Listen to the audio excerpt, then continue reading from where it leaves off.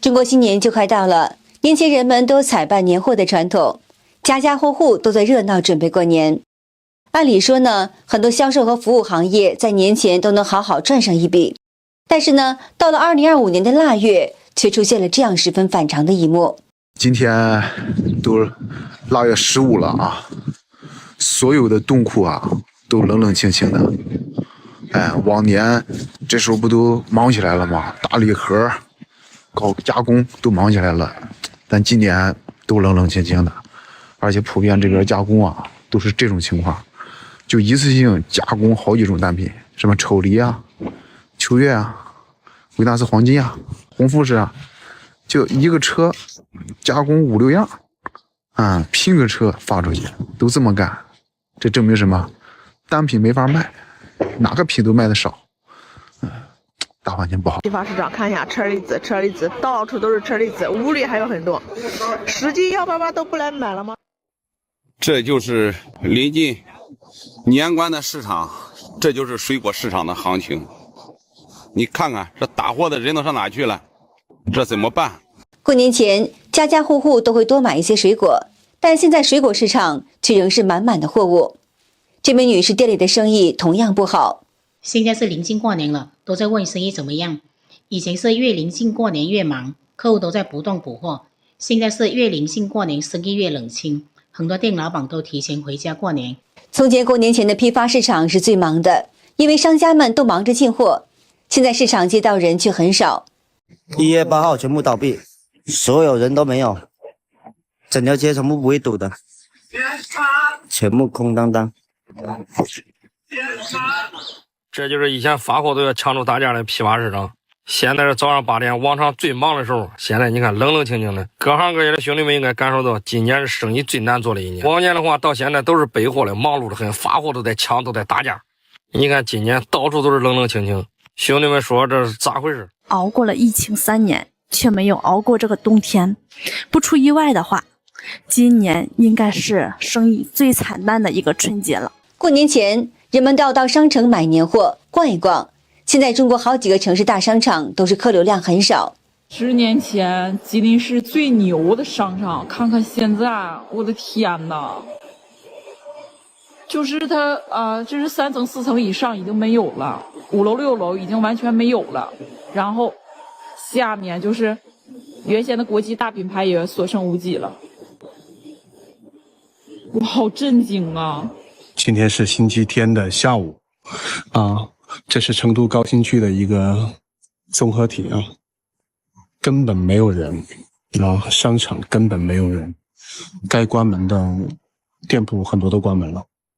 看哈，我们现在在4楼，看1楼、2楼、3楼、4楼全部都关门，这边都全部是关门的状态。市中心的好些商业综合体、商场都关了，沃尔玛、家乐福这样的超市基本上也都关掉了，在北京市场。刚刚在年底，西单商场也开始停业装修了。这样的经济形势，真不知道能持续到什么时候。过年前，人们都会到理发店剪头发、做头发，但理发店老板却遭遇了这样的一幕。看看，你们店这点儿都有人吗？都5点钟了。往年这时候店里面都坐不下了。今年到现在这点了，才挣40多块钱，才交2头，这空调还开1天，一天都减不出来一个电费。这都快腊月15了，我每天上班都会路过一家发廊，天天路过呀，天天没顾客，托尼、皮特们全都在外边待着，不是嗑瓜子儿就是打扑克。这日子口弄头发的不应该是饭吃不上水喝不上脚打后脑勺的状态才对吗？你看看去，还不是一家这样，是家家都这样，甭管高端还是中端，就是没人。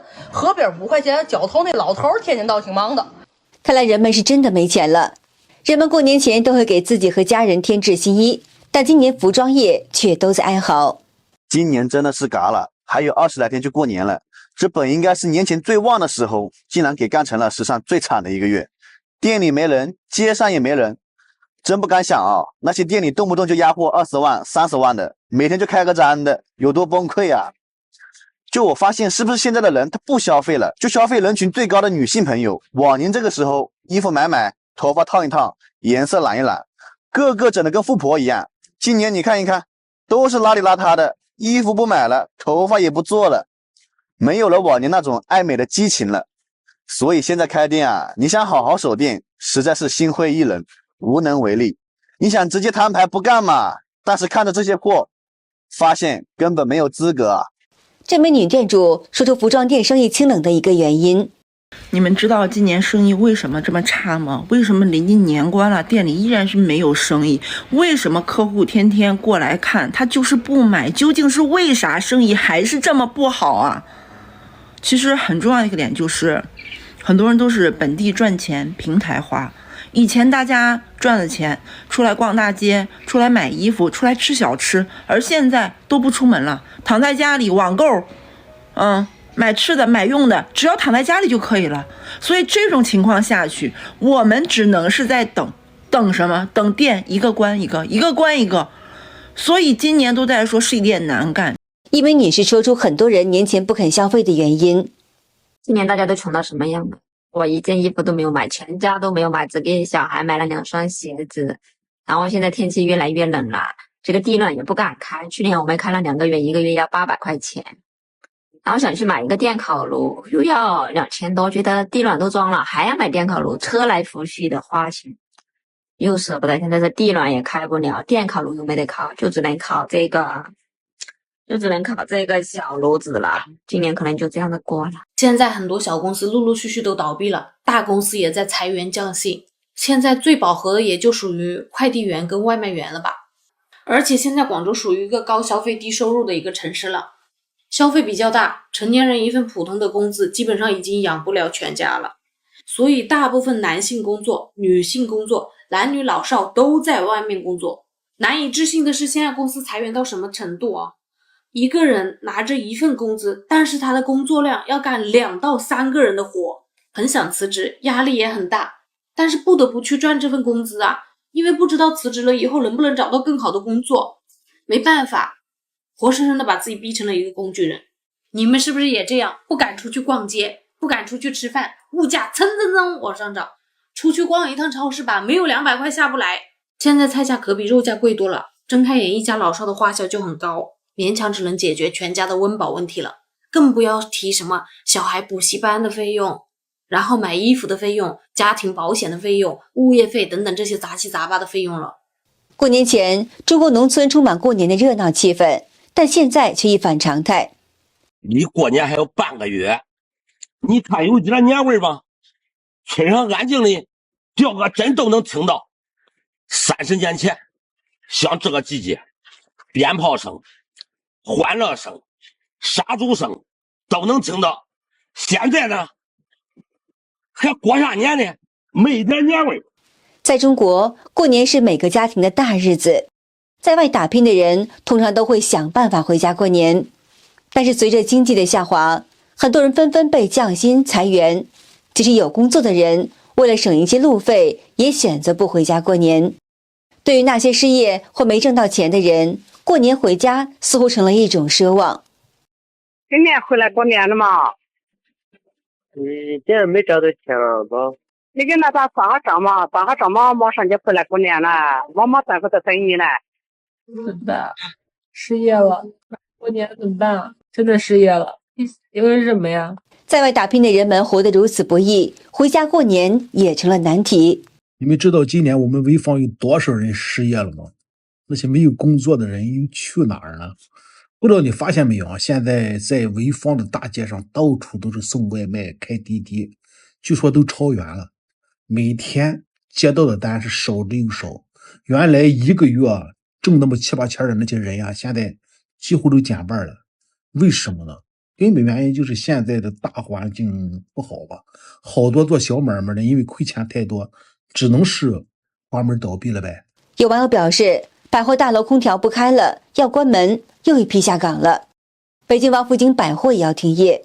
还有半个月马上就过年了，今年的深圳可能有很大一批人都不敢回家过年。为什么这样子说呢？这2年的经济行情大家都是有目共睹的。我们做房地产这一行，接触了不同行业的人群，最常听到的一句话就是，今年的钱不好挣，生意不好做，账不好收。有房的在为房贷发愁，经历了这一波下跌的行情，有的房子卖掉的钱可能都不够还银行的贷款，每个月省吃俭用给银行在打工。